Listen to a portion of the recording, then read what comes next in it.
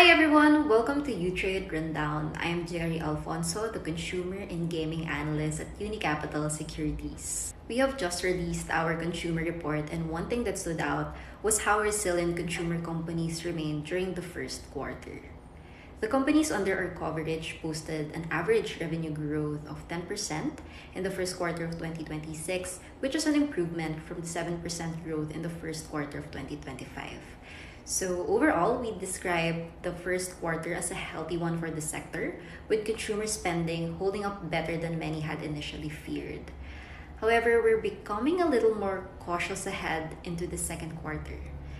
Several management teams have already indicated that sales momentum softened during May and June.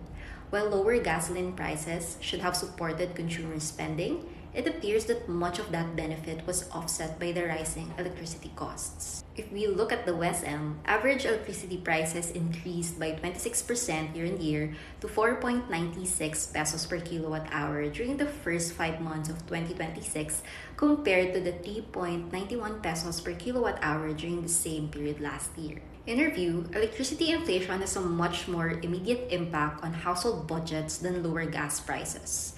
Every household pays an electricity bill each month, while not every household directly benefits from cheaper fuel. Because of that, we think consumers became more selective with their spending during the latter part of the second quarter, not only with discretionary purchases, but even with food spending. Overall, we favor defensive consumer names, particularly retailers and food manufacturers focused on essential goods. The latest BSP Consumer Expectations Survey still points to upbeat demand for basic necessities, which should continue to support these businesses. Our top picks are PGOLD and CNPF among our covered consumer companies. We like PGOLD because its defensive business model has historically performed well during periods of elevated inflation. During the 2022 inflation spike following the Russia-Ukraine conflict, the company benefited from strong pricing power and the so-called trading down effect, where consumers shifted spending toward more affordable essential goods.